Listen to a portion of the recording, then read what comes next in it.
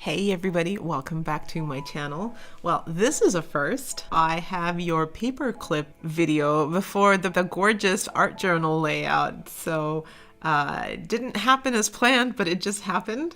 This month, the gorgeous girl that I've chosen is Puddles of Love. And I was cleaning the other day. Well, I'm always cleaning, but I came across this pack of crayons, which my son just seems to have all over the place. Now we visit Dome a lot for coffee. We go out for coffee with my parents a lot. And every time we go, my son picks up this crayon pack that says, "Take me home." And sure enough, yes, he brings them home. And I don't know why he collects them. Just like me, I guess he's a bit of a collector. He sees things and he puts them in his pocket and he collects things. Anyway, so I found this in the kitchen. It's been sitting on my ledge for ages and I thought, well, you know what? I am going to use that in my paperclip video this month. And what I thought was, I've seen a few pictures on Pinterest where people have melted down their crayons. So definitely not my idea. This has been done before. And I think I've done it before, but I don't know if I videoed it. So I thought I would love to have a paper clip in my collection with that crayon melted on it. And it's a perfect canvas to do it on because it's a bit bulky. You can't really do it in art journals. So here we go. So for the base, I decided to use these Prima tags, and I made a little mistake. Well, not a mistake, like an error here. Like I just basically folded it in half.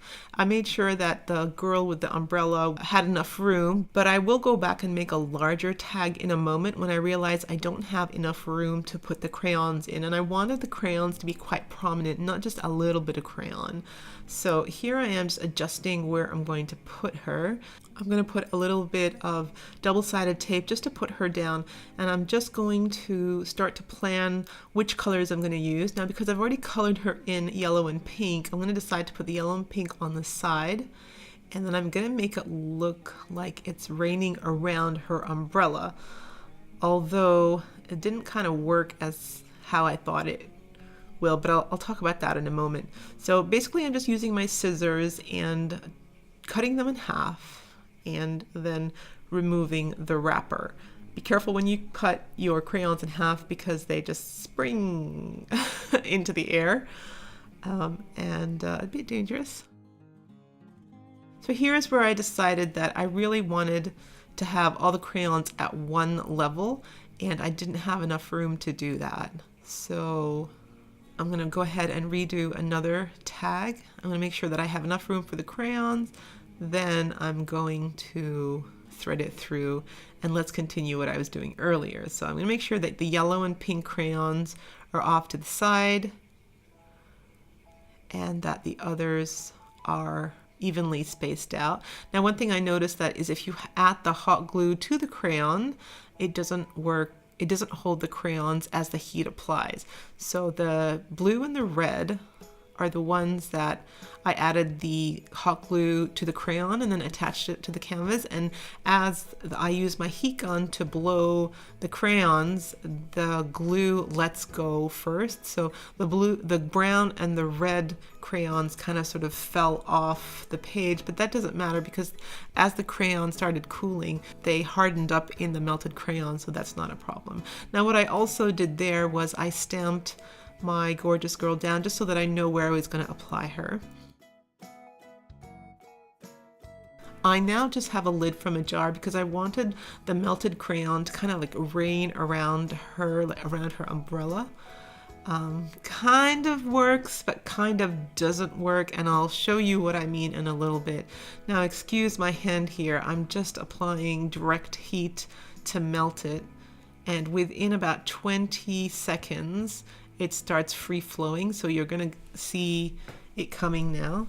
Here we go. So once you've heated it through, you'll see the color start running down. And then really it's kind of not within your control at all, but you do have a little ability to move the crayon around. And once you feel like the crayon has started hardening, just go ahead and reapply the heat and it'll start flowing once again. Now be careful though, because once you've got the crayons melted, they start running into each other and mixing to become whatever they become. So your yellow and blue will turn into green, and brown just turns into brown. I did want to, I was very hesitant here. I had my paintbrush. I didn't want to dip my paintbrush into the crayon because I knew I would lose that paintbrush. And so I kind of manipulated it by moving the medium around, but I do end up using the back end of the paintbrush just to guide it into the place that I wanted. So here we go. I decided that I was going to remove the lid, and as you can see, it kind of doesn't look too natural the way that it flows around the umbrella. Obviously the lid is too big, and so I wanted to bring in that color just a little bit so that it hugged around her umbrella nicely. So I'm gonna do that now by reheating it and using the back of my paintbrush to guide it around. What I also ended up doing was adding double layer 3D foam and lifting her off the page, and then I allowed the paint to go underneath her.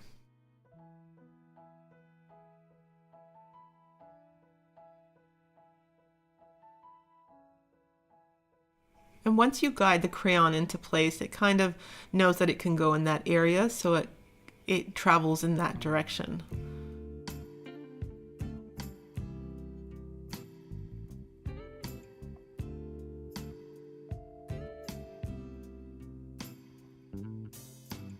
Now on the other side, I really liked it halfway there, but I didn't want that Gorjuss stamp to be there. I didn't want the name Gorjuss to be seen. So I tried to guide it so that the crayon went on just the Gorjuss, but of course once I opened up that torrent, it just came flowing down, and it doesn't end up looking too bad. So I'm not like unhappy with it, but like I said, it wasn't what I had planned. And then after I was happy with the coverage of crayon, I just added some more heat so that I got more color. Like I wanted the yellow to be more prominent. I wanted the pink to be more prominent. So I went back up there and I heated more yellow and pink to come down. And then I added just a little bit of an object underneath just to lift it and keep it flowing in that direction.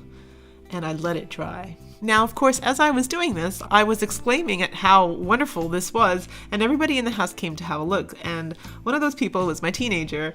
My husband did come and have a look, and of course he was telling me what to do. But my teenager was like, "Whoa, Mom, that's so cool." And I said, "Well, I've got a little one here if you wanted to play with it." And so he said, "Yes, I did." So this is my son playing with his one. So he chose the colors pink and red and blue, and he said he was going for a galaxy look, but I think he was just happy playing and watching it melt.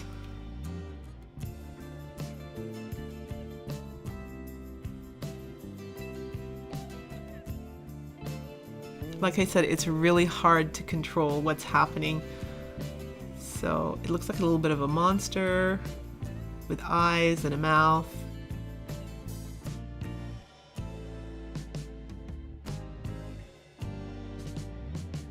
Like it had eaten something bloody.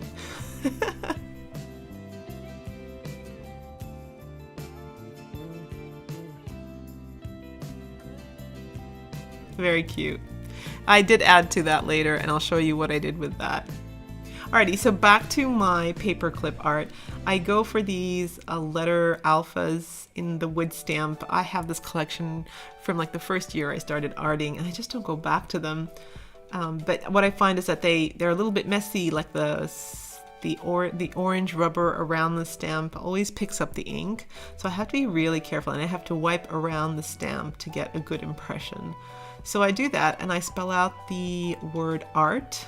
And once again, I grab my glue gun and I just apply the tiles on top of the crayon, and that looks really good. I'm going for one of these Tim Holtz stickers, and I found the perfect sentiment that says, "What seems ordinary is often the extraordinary." And I think that's great because, you know, crayons, they're just so ordinary. You don't think crayons can be a piece of art, but yes, they can be. They can be amazing. And actually, the whole sentiment says art. What seems ordinary is often the extraordinary. And in art, that's true. You think something is so boring, but artistically it's very beautiful. Now I thought this looked nice, but it needed something, so I went back and I grabbed my watercolors and I just added a little bit of color to the corners of the tiles just to make it like blend in with the piece. Didn't want it to look so clean. I splattered on some black splatter, which looked nice, but what really brought it together was white spatter, and I don't know what it is about spatter, but spatter is fantastic. You can't control it. It just brings every piece together. I love black and white splatter. Alrighty, so this is my paperclip, my Gorjuss paperclip for the month of September. So I've just got some pictures coming up now, and do you remember that paperclip that my son started melting down with crayon? Well, this is what I ended up doing to it. I added a yellow crayon on top of it just to add a little bit of more color. And then I have this beautiful stamp by Stampendous. It's a Laurel Birch cling stamp called Cat and Feathered Friends. I love it. It just it's like a quirky cat image which really appeals to me, and so I colored it in, added a little bit of Wink of Stella, and it shimmers so beautifully, and against that galaxy background it looks really amazing.